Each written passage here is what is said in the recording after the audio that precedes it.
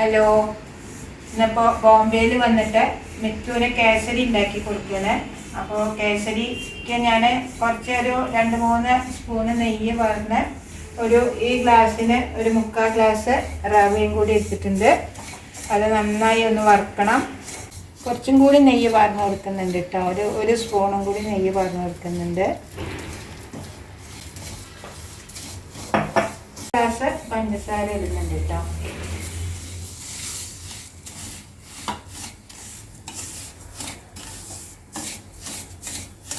ഇതൊന്ന് നന്നായി ഒന്ന് അരിയട്ടെ ഈ പഞ്ചസാര. ഞാനൊരു 1/2 ഗ്ലാസ് പാലും ഒരു 1.5 ഗ്ലാസ് വെള്ളം കൂടി ഇട്ടിട്ടുണ്ട്. അത് ഇതിലേക്ക് പാരുകയാണ്.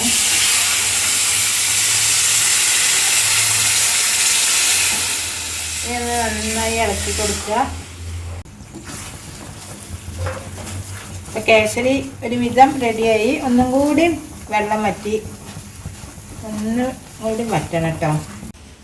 ഇപ്പം കേസരി റെഡിയായി, നന്നായി വെള്ളമൊക്കെ വറ്റി. പിന്നെ ഇത് ഓഫ് ചെയ്യാൻ പോവാണേ. ഇനി ഇത് ഞാൻ ഈ പ്ലേറ്റിൽ ഒന്ന് സെറ്റ് ചെയ്യട്ടെ കേട്ടോ. ഒരു 5 മിനിറ്റ് കൊണ്ട് ഉണ്ടാക്കാൻ പറ്റുന്നതാണ്. ഇനിയിപ്പോൾ ഇതിൽ നമുക്ക് കളറ് വേണമെങ്കിൽ ഇടാം. യെല്ലോ കളർ വേണമെങ്കിൽ ജിലേബി കളർ ഇടാം. പക്ഷെ ഇതൊന്നും ഇടുന്നില്ല, മിത്തുവിന് അല്ലേ. അപ്പോൾ വെറും പ്ലെയിൻ ആയിട്ടാണ് ഉണ്ടാക്കിയിരിക്കുന്നത്. 5 മിനിറ്റ് കൊണ്ട് ഉണ്ടാക്കാൻ പറ്റുന്ന ഏറ്റവും എളുപ്പമുള്ള ഒരു പലഹാരമാണ് നമ്മുടെ കേസരി. അപ്പോൾ ഇത് കുറച്ച് നെയ്യ് നന്നായി വേണം, അതാണ് ഇതിൻ്റെ വേണ്ടു. അപ്പോൾ ഇതിങ്ങനെ ഒന്ന് നന്നായി പരത്തി ഒന്ന് ചൂടാറട്ടെ കേട്ടോ. എന്നിട്ട് നമുക്ക് മുറിക്കാം. നമുക്ക് ഡെക്കറേറ്റ് ചെയ്യണമെങ്കിൽ കുറച്ച് അണ്ടിപ്പരിപ്പ് ഇതിൻ്റെ മുകളിൽ ഇങ്ങനെ വെച്ച് കൊടുക്കാം.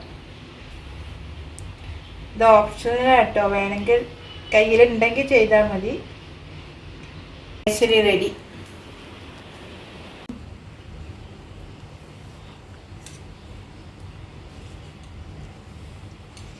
ഇപ്പം കേസരി റെഡി ആയിട്ടോ. അതിനിത് മിത്തുക്കുട്ടി കഴിച്ചു നോക്കൂ. മിത്തുക്കുട്ടി കഴിച്ചു നോക്കൂ.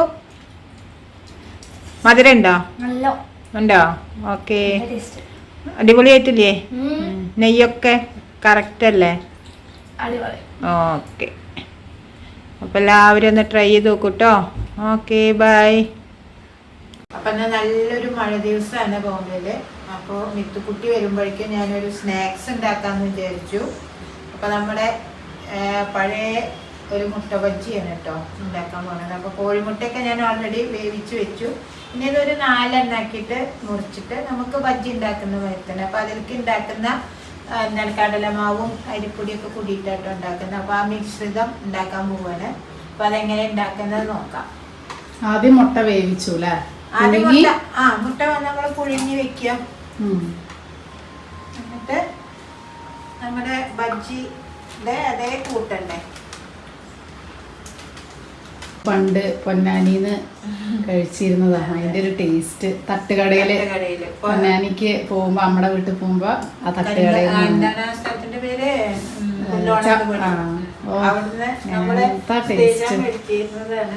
ശരിക്കും എന്താ പറയാ മുട്ട ബജ്ജി പരിപ്പ് ഒരു കപ്പ്. ഇതില് അത് ആ വർത്താനത്തിൽ മറന്നുപോയി. 1 കപ്പ്, ഇതിനൊരു കപ്പ് കടലമാവും ഒരു 1/2 കപ്പ് എന്താണ് പത്തിരിപ്പൊടി. പിന്നെ അതിലേക്ക് മഞ്ഞൾപ്പൊടി, ഒരു 1/4 ടീസ്പൂണ് മഞ്ഞൾപ്പൊടി, ഒരു 1/4 ടീസ്പൂൺ മുളക് പൊടി. ഇത് കുറച്ച് എരിവുള്ള മുളകാണ്. കാശ്മീരി ആണെങ്കിൽ 1 ടീസ്പൂൺ 1 ടീസ്പൂണൊക്കെ ഇടാം. അതെ. പിന്നെ കുറച്ച് കായപ്പൊടി, ഒരു 3/4 സ്പൂൺ ഉപ്പിട്ടോ. ഇതൊന്ന് നമ്മൾ നല്ല കട്ടിയിൽ കുഴയ്ക്കണം. വെള്ളം ഒഴിച്ചിട്ടല്ലേ? വെള്ളം ഒഴിച്ചിട്ട് കോഴിമുട്ടയിലൊന്ന് കോട്ട് ചെയ്ത് വെക്കുന്ന വിധത്തിലുള്ള വെള്ളമായി പാടില്ല. സിമ്പിളാല്ലേ?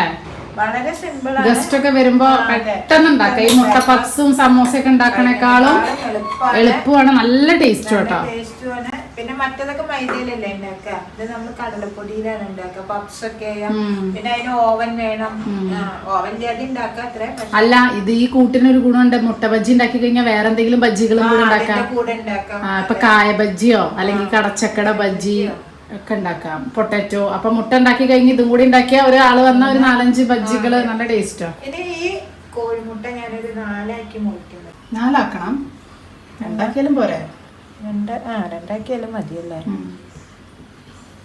എത്ര പേരല്ലേ ഉള്ളൂ? ഞാൻ 4 ചെയ്യാറ്. അതെ, എന്നാക്കിക്കോളൂ. അല്ല സാരില്ല, 2 ഇത് പോണ വഴി അറിയില്ല കേട്ടോ. അതുകൊണ്ടാണ് ഞാൻ 4 2 ആക്കാം അല്ലേ? 4 ആക്കാം, 2 ആക്കാം. നമ്മള് കടയിൽ നിന്നൊക്കെ മേടിക്കുന്നത് 2 ഉണ്ടാവുള്ളൂ കേട്ടോ. നമ്മളിപ്പോ വീട്ടിലുണ്ടാക്കുമ്പോ നമുക്ക് ഇതിപ്പോ 7 മുട്ട ഉണ്ട്. 4 ഒന്നും ആവില്ല. ഒരാള് 4 ഇതൊക്കെ വെച്ച് കഴിക്കും ബജ്ജി.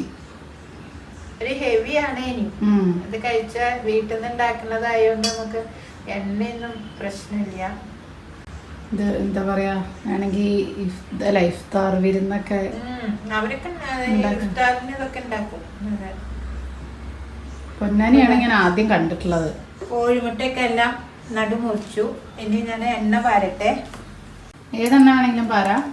അല്ല, ഇതിനൊക്കെ വെളിച്ചെണ്ണയാണ് നല്ലത്. ആരോഗ്യത്തിന് നല്ല. ഗ്രൗണ്ട്നട്ട് ആയാലും കുഴപ്പമില്ല. ഇനിയിപ്പോ അത് നമുക്ക് ചോയ വരുമോന്ന് അറിയില്ല, കോഴിമുട്ടയായ കാരണേ. റൈസ് ബ്രാൻ ആണെങ്കിൽ കുഴപ്പമുണ്ടാവില്ല, അതിൽ ചോയ ഇല്ലല്ലോ. ഗ്രൗണ്ട് നട്ടിന് ചിലപ്പോൾ ചോയ വരാൻ ചാൻസ് ഉണ്ട്. പാനൊന്ന് നമ്മൾ ചെറുതായി മാറ്റി. പാനൊന്ന് മാറ്റി. അതെന്താ അറിയോ, സ്റ്റീലിൻ്റെ അല്ലേ, ചിലപ്പോൾ അടി പിടിച്ചാലേ.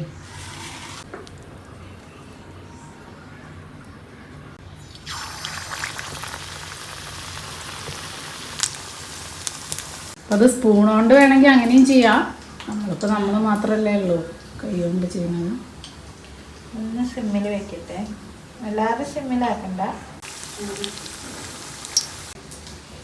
ഇതിപ്പോൾ എടുക്കണേ. ഇനി ഇത് പെട്ടെന്നാവൂല. കോഴിമുട്ടയ്ക്ക് അധികം വേവില്ലല്ലോ, നമ്മൾ വേവിച്ച കോഴിമുട്ടയല്ലേ.